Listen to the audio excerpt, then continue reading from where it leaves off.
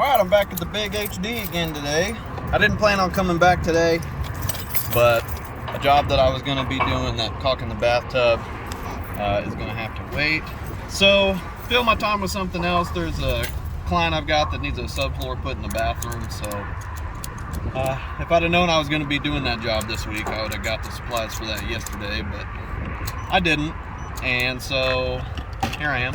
Normally it wouldn't be a big deal to run to Home Depot to grab some stuff, but closest Home Depot to me is 45 minutes away. So I have to strategically plan my Home Depot runs in order to save money on fuel. But in any case, it's all right. We're gonna be busy again today. I got the trailer loaded, 4 sheets of OSB. I also grabbed some construction screws and some subfloor adhesive. So I'm gonna make the drive back to town, about 45 minutes to an hour, and head over to the job site. We'll see you guys then.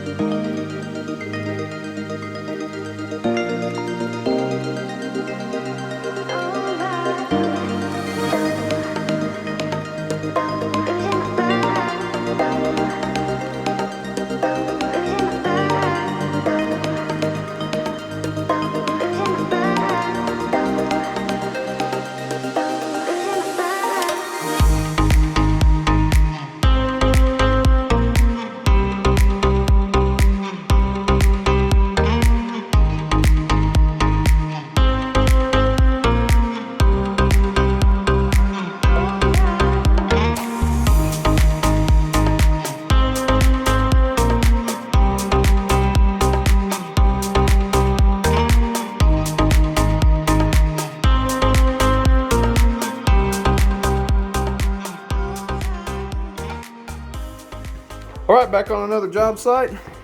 This is a guest bathroom that the client is in the process of tearing out. Unsure if they're gonna go back with another bathroom or just turn this into a closet, because here's the room. And here's the bathroom off that bedroom. Regardless of what they do with this later on, my job today is to rip out this old subfloor and replace it with something brand new. I'm gonna have to be careful around these plumbing lines. Not sure if they're connected or not. Well, let's try it out. Here's the, oh yeah. Those are hot. Probably what I'm gonna do is find the water meter and just shut it off.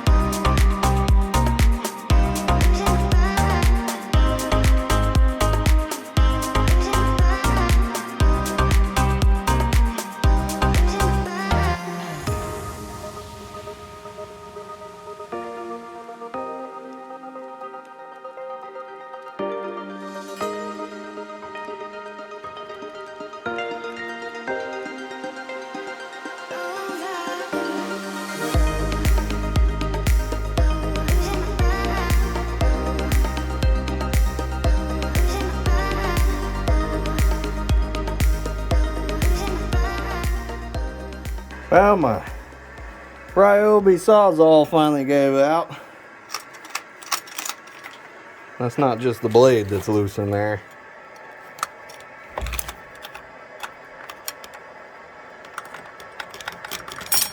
Broke plumb off. So I'm gonna finish up doing what I can here, but I may be a little bit dead in the water right here.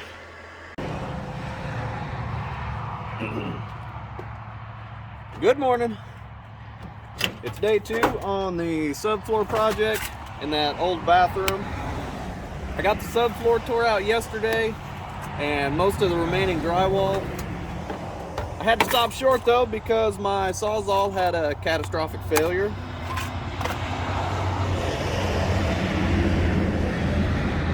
The part that holds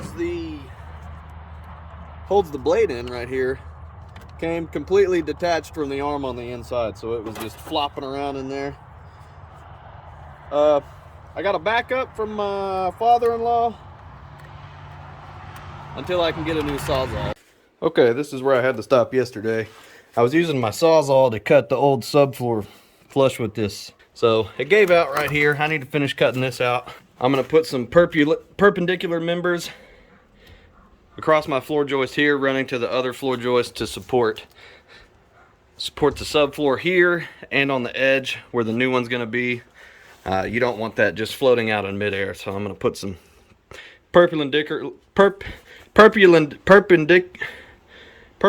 ones kind of laddered through here, and same on this side. That way the edges of this floor joist have something to rest on.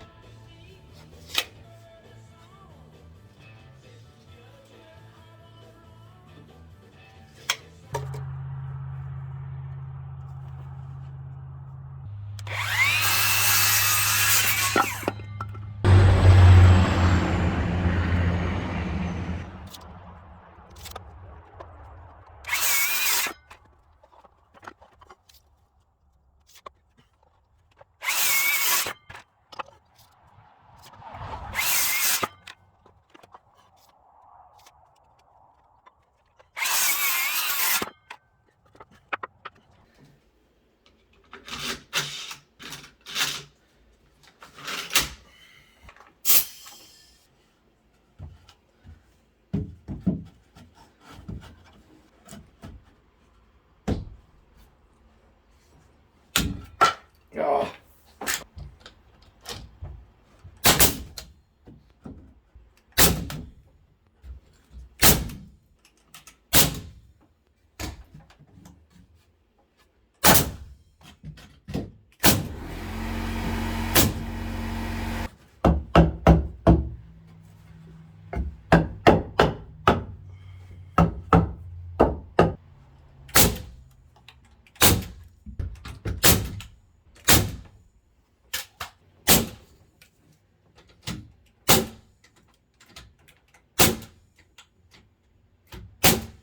I'm getting ready to screw the subfloor down in here, but before I do that, I'm going to put some of this liquid nails, subfloor, and deck adhesive. The biggest reason for doing that is reducing squeaks in your floor. So if you put this on your floor joist before you lay your decking down, it's really going to reduce squeaks. And the way that works is when you lay a fat bead on here, when you lay your decking down on top of that, that bead is going to squish and expand over the top of the joist here, as it'll be a little thin, almost rubber type layer between your decking and your joist, so it won't be pure wood on wood, to help some of that, the noise from the two woods rubbing together.